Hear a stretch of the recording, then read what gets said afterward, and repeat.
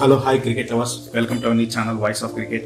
So ఈ ఛానల్లో మనం కంప్లీట్గా క్రికెట్ గురించి అయితే మాట్లాడుకుందాము. మనకేంటంటే ఇంకో మరికొన్ని గంటల్లో ఇండియాస్ బిగ్గెస్ట్ స్పోర్టింగ్ ఫెస్టివల్ అయితే స్టార్ట్ అవబోతుంది, అదే ఐపీఎల్. రేపు ఫస్ట్ మ్యాచ్ చూసుకున్నట్లయితే కేకేఆర్ వర్సెస్ ఆర్సీబీ మధ్య అయితే జరగబోతుంది. సో ఈ మ్యాచ్ ప్రివ్యూ అయితే ఒకసారి చూద్దాము.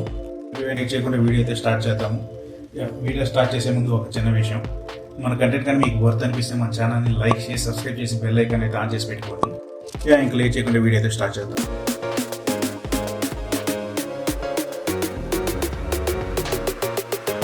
మ్యాచ్ ప్రివ్యూ అయితే ఒకసారి చూద్దాము. ప్రివ్యూ అంటే హెడ్ టు హెడ్ డీటెయిల్స్ గురించి మాట్లాడుకుందాము, గ్రౌండ్ డీటెయిల్స్ గురించి అయితే మాట్లాడుకుందాం, తర్వాత ఆక్షన్ పర్ఫార్మెన్స్, టీమ్ స్ట్రెంత్, వీళ్ళ ప్రాబుల్ ప్లేయింగ్ 12 వీటి గురించి అయితే మాట్లాడతాం. లేట్ చేయకుండా పిచ్ రిపోర్టింగ్ అయితే చూద్దాం. పిచ్ రిపోర్ట్ అయితే చూద్దాం ఈ గ్రౌండ్లో. సో ఇది మోస్ట్లీ చూసుకుంటే batting friendly wicket, high scoring ground. So match జరిగే కొద్దీ అయితే ఇది కొంచెం స్పిన్నర్స్కి అయితే హెల్ప్ చేయొచ్చు. ఫాస్ట్ బౌలర్స్కి అయితే ఇది మాత్రం మంచి గ్రౌండ్ కాదని చెప్పొచ్చు, నైట్ మేర్ అని చెప్పొచ్చు ఫాస్ట్ బౌలర్స్కి అయితే. తర్వాత బౌండరీ లెంత్ చూసుకున్నట్లయితే స్ట్రైట్ అయితే పర్లేదు, మంచి దూరం అయితే ఉంది, 76 to 78 మీటర్స్ ఉంది. స్క్వేర్ అయితే కొంచెం తక్కువే ఉందని చెప్పొచ్చు, 66 to 68 మీటర్స్ అయితే ఉంది. తర్వాత ఈ గ్రౌండ్లో యావరేజ్ ఫస్ట్ ఇన్నింగ్స్ టోటల్ చూసుకుంటే 167 ఉంది. సెకండ్ ఇన్నింగ్స్ యావరేజ్ టోటల్ చూసుకుంటే 153 అయితే ఉంది. తర్వాత ఈ గ్రౌండ్లో ఇప్పటివరకు టోటల్ మొత్తం 93 మ్యాచ్లు అయితే జరిగాయి, ఐపీఎల్ మ్యాచెస్ అయితే జరిగాయి. దీంట్లో ఫస్ట్ ఇన్నింగ్స్ విన్నింగ్ పర్సెంటేజ్ 41 ఉంది, సెకండ్ ఇన్నింగ్స్ విన్నింగ్ పర్సెంటేజ్ 58 ఉంది. దీన్ని బట్టి అర్థం చేసుకోవచ్చు ఈ గ్రౌండ్ చేసింగ్కి అనుకూలిస్తుందని. తర్వాత ఈ గ్రౌండ్లో 150 నుంచి 199 టోటల్స్ అయితే ఫస్ట్ ఇన్నింగ్స్లో మొత్తం 51 ఉన్నాయి. 200+ టోటల్స్ అయితే 14 టైమ్స్ ఉంది. 250+ టోటల్స్ 1 టైం ఉంది, అదే లాస్ట్ ఇయర్ కేకేఆర్ స్కోర్ చేసింది. సెకండ్ ఇన్నింగ్స్లో చూసుకున్నట్లయితే 150 నుంచి 199 టోటల్స్ మొత్తం 49 టైమ్స్ ఉంది. 200+ టోటల్స్ అయితే 6 టైమ్స్ ఉన్నాయి. 250+ టోటల్స్ 1 టైం ఉంది. సో రీసెంట్గా ఈ గ్రౌండ్లో అయితే ఇంగ్లాండ్ వేస్ ఇండియా T20 అయితే జరిగింది. దీంట్లో ఇంగ్లాండ్ ఫస్ట్ ఇన్నింగ్స్ బ్యాటింగ్ చేసి 132 మాత్రమే స్కోర్ చేసింది. అది సెకండ్ ఇన్నింగ్స్లో ఇండియా సులువుగా చేసేసింది. కేవలం 12.5 ఓవర్స్లోనే టోటల్ చేయగలిగింది. తర్వాత ఈ గ్రౌండ్లో బౌలింగ్ స్టాట్స్ గురించి మాట్లాడుకున్నట్లయితే ఫస్ట్ ఇన్నింగ్స్లో మొత్తం రైట్ హ్యాండ్ బౌలర్స్కి 372 వికెట్స్ అయితే పడ్డాయి. లెఫ్ట్ హ్యాండ్ బౌలర్స్కి అయితే 148 వికెట్స్ పడ్డాయి. దీంట్లో రైట్ ఆర్మ్ క్విక్ బౌలర్స్కి అయితే 241 వికెట్స్ పడ్డాయి. రైట్ ఆర్మ్ స్పిన్నర్స్కి 131 వికెట్స్ పడ్డాయి. లెఫ్ట్ హ్యాండ్ ఫాస్ట్ బౌలర్స్కి అయితే 71 వికెట్స్ పడ్డాయి. లెఫ్ట్ హ్యాండ్ స్పిన్నర్స్కి 77 వికెట్స్ పడ్డాయి. తర్వాత సెకండ్ ఇన్నింగ్స్ వికెట్స్ చూసుకున్నట్లయితే రైట్ హ్యాండ్ బౌలర్స్కి 347 వికెట్స్ పడ్డాయి. లెఫ్ట్ హ్యాండ్ బౌలర్స్కి 100 వికెట్స్ మాత్రమే పడ్డాయి. దీంట్లో రైట్ ఆర్మ్ ఫాస్ట్ బౌలర్స్కి 216 వికెట్స్ పడ్డాయి. రైట్ ఆర్మ్ స్పిన్నర్స్కి అయితే 131 వికెట్స్ పడుతున్నాయి. లెఫ్ట్ హ్యాండ్ ఫాస్ట్ బౌలర్స్కి అయితే 40 వికెట్స్, లెఫ్ట్ హ్యాండ్ స్పిన్నర్స్కి అయితే 60 వికెట్స్ అయితే పడుతున్నాయి. సో ఇది గ్రౌండ్ డీటెయిల్. తర్వాత హెడ్ టు హెడ్ మ్యాచ్ గురించి అయితే మాట్లాడుకుంటే వీళ్ళిద్దరి మధ్య మొత్తం 34 మ్యాచ్లు జరుగుతున్నాయి. దాంట్లో కేకేఆర్ 20 మ్యాచ్లో విజయం సాధించగా ఆర్సీబీ కేవలం 14 మ్యాచ్ల్లో మాత్రమే విజయం సాధించింది. సో ఇందులో కేకేఆర్దే పై చేయి ఉంది.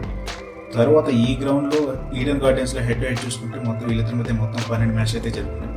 దాంట్లో కేకేఆర్ 8 మ్యాచ్లో విజయం సాధించింది, ఆర్సీబీ కేవలం 4 మ్యాచ్లు మాత్రమే విజయం సాధించింది. ఈ గ్రౌండ్లో కూడా కేకేఆర్దే పై చేయింది.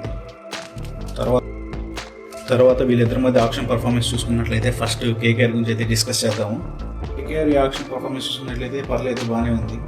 లైక్ వాళ్ళు మెయిన్ కోర్ టీమ్ అయితే లాస్ట్ ఇయర్ విన్నింగ్ స్క్వాడ్ని చూసుకున్నట్లయితే మ్యాక్సిమం టీమ్ అయితే రీటైన్ చేసుకోగలిగారు. ఒక శ్రేయస్ అయ్యారు, మిచర్ స్టార్క్ మినహాయిస్తే. ఈ సీజన్లో చూసుకున్నట్లయితే కొన్ని మంచి బైస్ అయితే చేశారు. లైక్ అజింక్య రహానే, ఆలిస్ నాకియా, Moeen Ali, Quinton de Kock and Australian young pacer Spencer Johnson అయితే కొనుగోలు చేశారు. సో వీరిలో ఆలిస్ నాకియా చూసుకుంటే తను ఇంజరీ నుంచి వస్తున్నాడు. రీసెంట్గా జరిగిన ఛాంపియన్స్ ట్రోఫీ కూడా తను ఆడలేదు ఇంజరీ కారణంగా. సో ఫాస్ట్ బౌలింగ్లో చూసుకున్నట్లయితే కొంచెం వీక్గానే కనిపిస్తుంది వీళ్ళ టీము. స్పిన్నర్స్ అయితే వీళ్ళకి అద్భుతంగా ఉన్నారు, లైక్ సునీల్ నారాయణ, వరుణ్ చక్రవర్తి ఉన్నారు.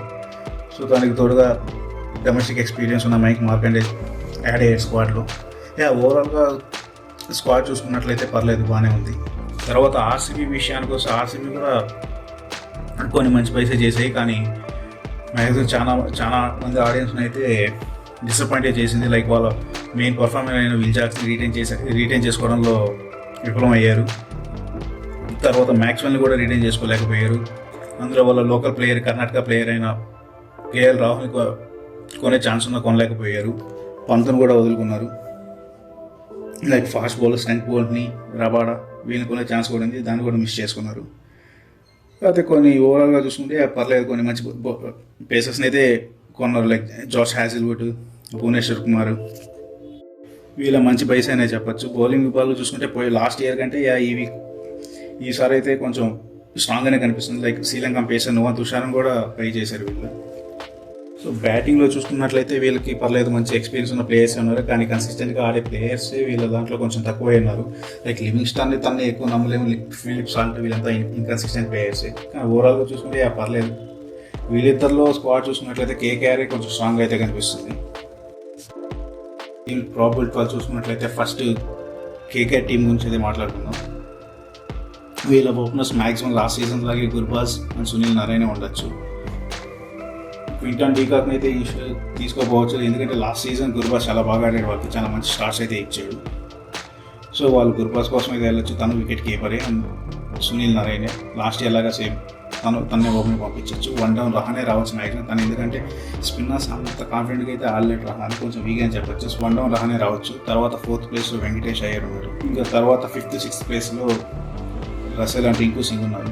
7th ప్లేస్లో రమన్ దీప్, తిను మంచి ఫినిషర్, ఫిగ్ అయితే రన్స్ చేయగలుగుతాడు. రీసెంట్గా జరిగిన విజయ్ ట్రోఫీలో ఫాస్ట్ సెంచరీ కూడా చేసినాడు తను. తర్వాత ఇంకా బౌలర్స్ విషయానికి వస్తే నాకియా ఉండొచ్చు, హర్షిత్ రాణా, వైభవ్ వరారా, వీళ్ళిద్దరు లాస్ట్ సీజన్ బాగా రాణించారు కేకేఆర్. సో వీళ్ళిద్దరే ఉండొచ్చు.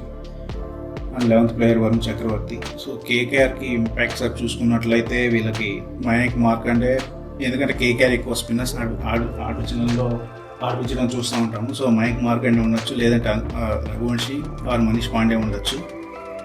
తర్వాత ఆర్సీబీ 12 చూసుకున్నట్లయితే ఓపెనర్స్ విరాట్, ఫిలిప్ సాల్టే ఉండొచ్చు. ఫిలిప్ సాల్ట్ ఫిట్గా అయితే స్కోర్ చేయగలడు. లాస్ట్ ఇయర్ జరిగిన ఐపీఎల్లో కూడా కేకేఆర్ తరఫున ఆడాడు. కేకేఆర్ తరఫున మంచి స్టార్ట్స్ ఇచ్చాడు. సో మ్యాక్సిమం ఓపెనర్స్ అయితే విరాట్, సాల్టే ఉండొచ్చు. 1 డౌన్ పడికలు, తిను కర్ణాటక లోకల్ బాయ్. ఇంతకుముందు ప్రీవియస్ సీజన్స్లో ఆర్సీబీ తరఫున ఆడినప్పుడు ఓపెనర్గా వచ్చాడు, చాలా మంచి స్కోర్స్ అయితే చేశాడు, సెంచరీ కూడా చేసాడు. సో పడికలే 1 డౌన్లో రావచ్చు. తర్వాత 4th ప్లేస్లో చూసుకుంటే వాళ్ళ కెప్టెన్ పతిదర్ రావచ్చు. 5th place Hitesh Sharma.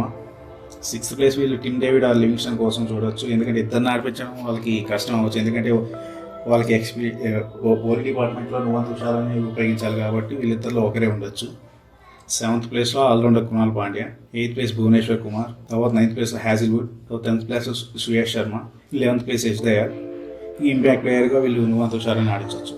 So probable 12 అయితే వీళ్ళిద్దరి టీం మధ్య ఇదే ఉండొచ్చు maximum. So first match preview అయితే ఇదే అండి, కంప్లీట్ అయ్యింది.